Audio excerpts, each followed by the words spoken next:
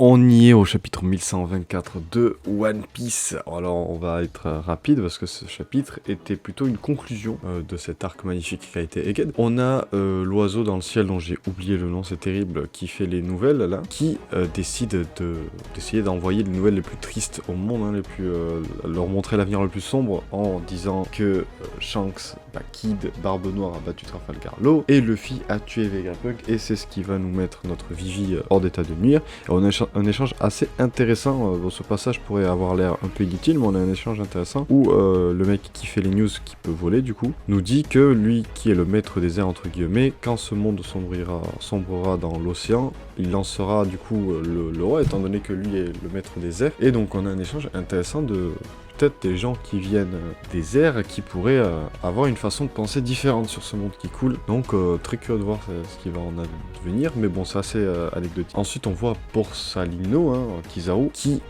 regarde son équipage qui a subi le Haki des Rois et qui répond à un appel de Akainu. Lui, enfin Akainu qui demande ce qui s'est passé, et Kizaru qui dit, qui demandera aux jeunes qui sont évanouis, et qui explique que tout le monde est évanoui. Et Akainu dit, Borsalino il n'est pas temps de se relâcher, il sous-entend que Borsalino est en train de se relâcher, ce qui va sortir Borsalino de ses gants, si je puis me permettre, et qui va lui dire qu'est-ce que ça fait de tuer son meilleur ami.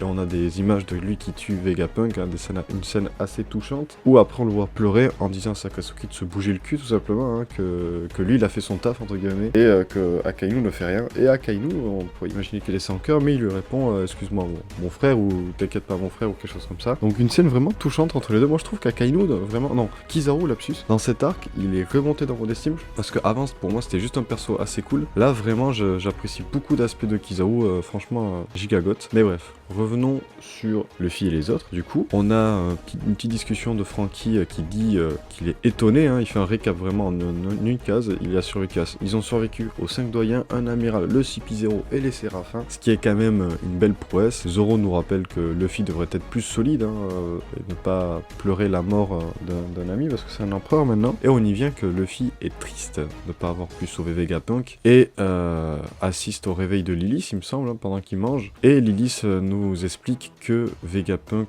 n'est pas totalement mort car elle est en vie, donc la promesse a été tenue.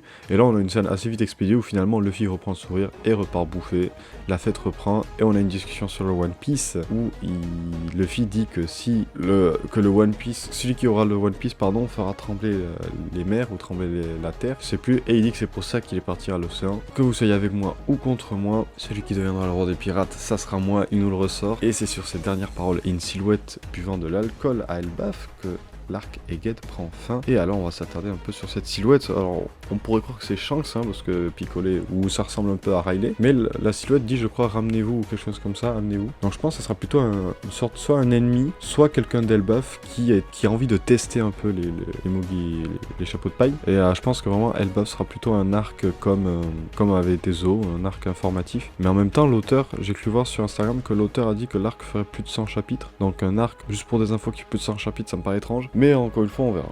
Cette silhouette, ça peut aussi être un ancien membre de Roger, mais on verra. Moi, je tiens à vous annoncer aussi qu'on fera une petite vidéo avec un ami sur un récapitulatif de Egghead, et aussi une petite vidéo pour discuter de ce qu'on attend d'Elbaf, les théories et autres. Donc, la semaine prochaine, il y aura ça. Et sinon, du coup, moi, je vais vous dire à la semaine prochaine. Ciao.